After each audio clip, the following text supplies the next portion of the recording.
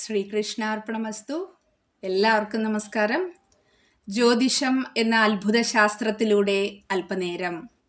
എന്താണ് ജന്മശനി?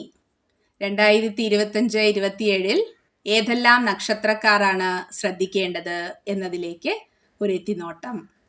നമ്മുടെ വേദ ജ്യോതിഷത്തിൽ ജന്മശനി, ദശാപഹാരം എന്നിവയെല്ലാം നോക്കേണ്ടത് ചന്ദ്രനിൽ നിന്നുമാണ്.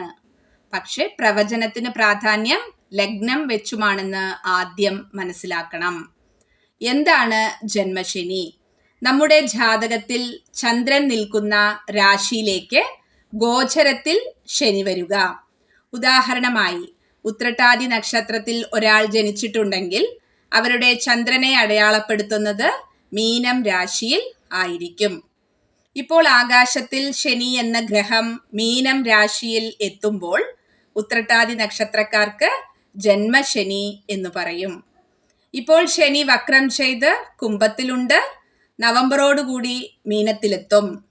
മീനം രാശിയിലുള്ള 3 നക്ഷത്രങ്ങളാണ് പൂരോരുട്ടാതി, ഉത്രട്ടാതി, രേവതി. ഇതിൽ ഉത്രട്ടാതിക്കാണ് ജന്മശനിയുടെ ദുരവസ്ഥകൾ കൂടുതൽ ഉണ്ടാവുക.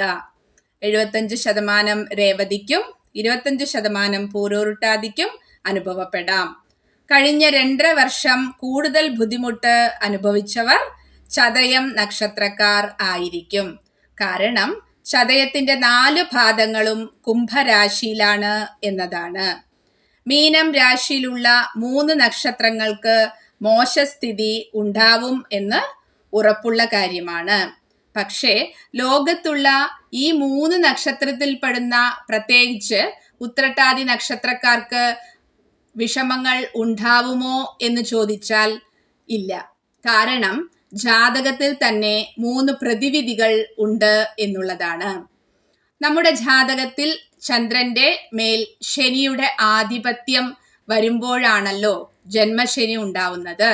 അപ്പോൾ ചന്ദ്രന് പൂർണ്ണ ഫലമുണ്ടെങ്കിൽ, അതായത് പൗർണമി തിഥി വരിക, പൗർണമിക്ക് ഒരു ദിവസം മുൻപോ ശേഷമോ ജനിച്ചാലും അവർക്ക് അത്ര ദോഷം ജന്മശനി കൊടുക്കില്ല എന്നുള്ളത് ഉറപ്പുള്ള കാര്യമാണ്.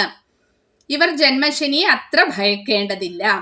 രണ്ടാമതായി, ലഗ്നത്തിനും ലഗ്നത്തിന്റെ അധിപനും ഫലമുണ്ടെങ്കിലും വലിയ വിഷമം ഉണ്ടാവില്ല.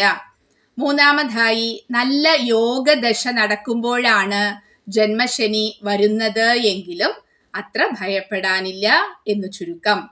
നമ്മുടെ കർമ്മങ്ങൾക്കനുസരിച്ച് ഭഗവാൻ എത്ര ഭംഗിയായാണ് നമ്മുടെ ജാതകം ഡിസൈൻ ചെയ്തിരിക്കുന്നതെന്ന് പലപ്പോഴും അതിശയം തോന്നിപ്പോവാറുണ്ട്.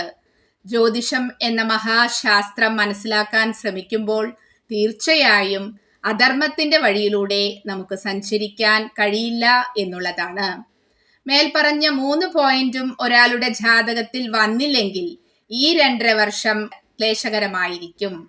ഭഗവാനെ മുറുകെ പിടിച്ച് ഈ പ്രതിസന്ധി നല്ല കാര്യങ്ങൾക്കായി വിനിയോഗിക്കുമ്പോൾ നമ്മുടെ പാപകർമ്മങ്ങൾ കുറഞ്ഞ് ശനി ഭഗവാൻ നമ്മെ ഒരു പുതിയ മനുഷ്യനാക്കും എന്ന് തീർച്ചയാണ്.